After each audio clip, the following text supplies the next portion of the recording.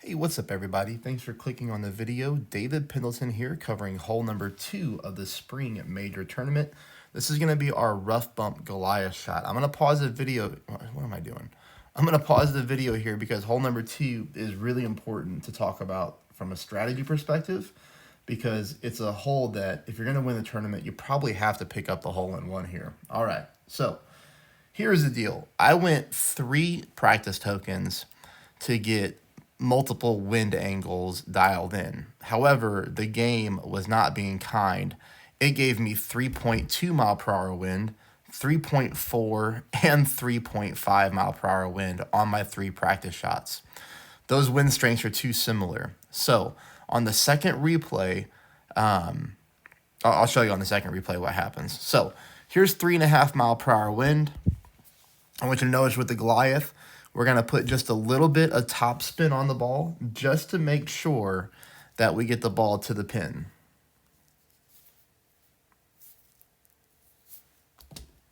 Okay, 3.5 mile per hour wind. I want you to aim dead center like you're going to see here. Then I want you to pull this one at minus 10% at mid distance of your club.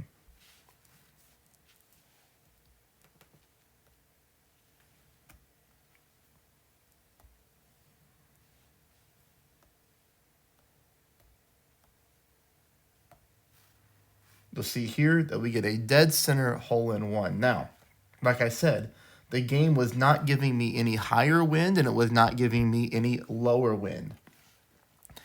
If your wind is over 4 miles per hour, I never got it. So I would, make sure that you practice and try to force that wind. Just that way you're not thrown off in real mode. So for example, let's say you go to practice this shot and your wind is 3.3 miles per hour. I would switch to a quasar ball. That way the wind will be higher because it's a less wind resistance than a navigator.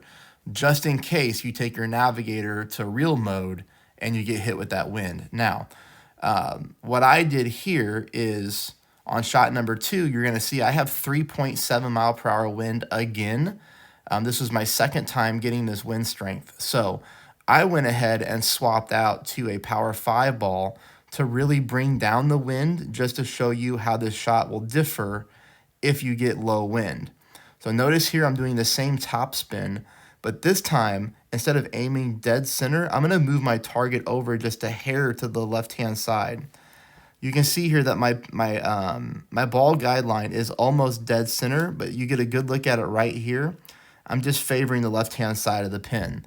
That is important because when I did this on my other account and switched out to a wind resistance ball, I got 2.3 mile per hour wind and I did the 360 roll around the cup, the little toilet bowl. So here I made the slight difference and ended up getting this ball to drop dead center for the hole in one. Hopefully everything that I said here makes total sense. Hopefully you appreciate the extra time and the ball that I used to get multiple wind strengths to help you get that shot dialed in, since it's such an important hole.